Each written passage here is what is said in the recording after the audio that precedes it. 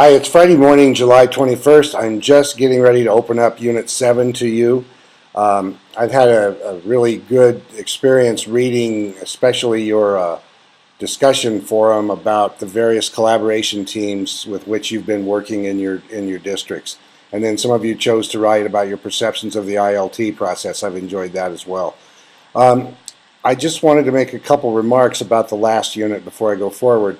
One theme that came up in your discussions, and I think James was one who brought this up. James is over in Delta, Colorado on the western slope, was what do we do when we have very small schools where maybe we're the only one teaching a certain subject as far as having a PLC? And I think James even reiterated to us that he had actually approached Rick DeFore about this at an institute, and Dr. DeFore had no real answer for that, which does not surprise me. We had some of that in Lewis Palmer, and most of you do too, because you'll have singleton teachers. Even in an average size school, you might only have one Chinese teacher, for example, or you might have one physical education teacher. You might have one physics teacher.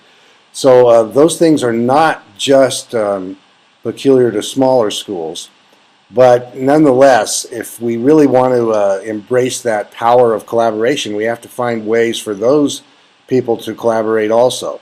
Now, in the district in which I last worked, we did that by having some intra-district PLCs. So all of the elementary music teachers had a PLC. All of the elementary physical education teachers had one. We would schedule time and place for them to meet.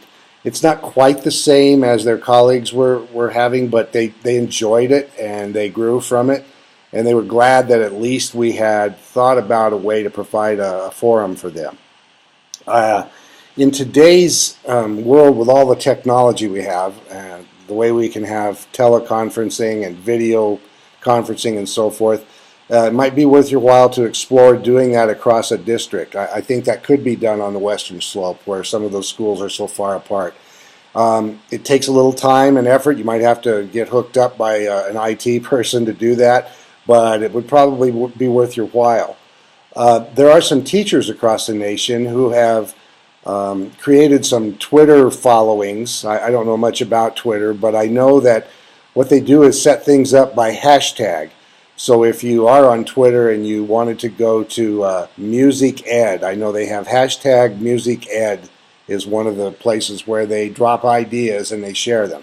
Now, admittedly, they're not working with the same students, as other teachers within a school. So it isn't exactly the same, but there might be some great value in that as far as some good ideas. I know some smaller districts have kind of gone to vertical teams for their PLCs, and I'm really interested in that. I think that's a great concept, a great idea, and I could actually see that being done. So if you had an elementary school, for example, you could have several strands of that. You could have a vertical team for maybe literacy and one for numeracy. That might be one way to organize that. At any rate, you can just Google the concept PLCs in smaller schools, and there's a wealth of material on the internet. Some of it may be good, some of it not so good.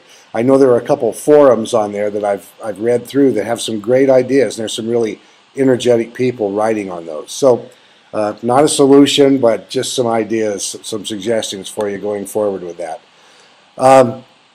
This Unit 7 is one of my favorite units, but it works much better on campus. And I'm sorry, that's not great news for you, but on campus we can kind of get into some simulations and some role playing.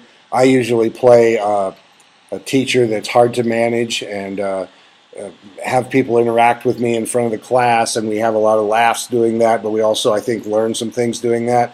It's hard to create that environment online, at least with my skill set, and so what I try to do in place of that is bring you a lot of content about having conversations with teachers that might border on being difficult.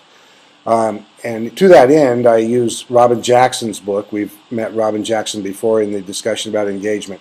I use her book, The Instructional Leader's Guide to Having Strategic Conversations with Teachers. And I'll tell you up front, I borrow heavily from it in this unit.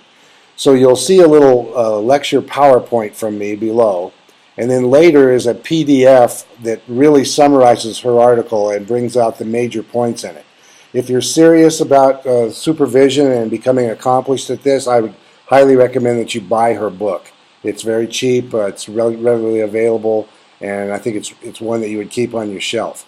One of the things that I really improved on during my career was this notion of having those kinds of discussions.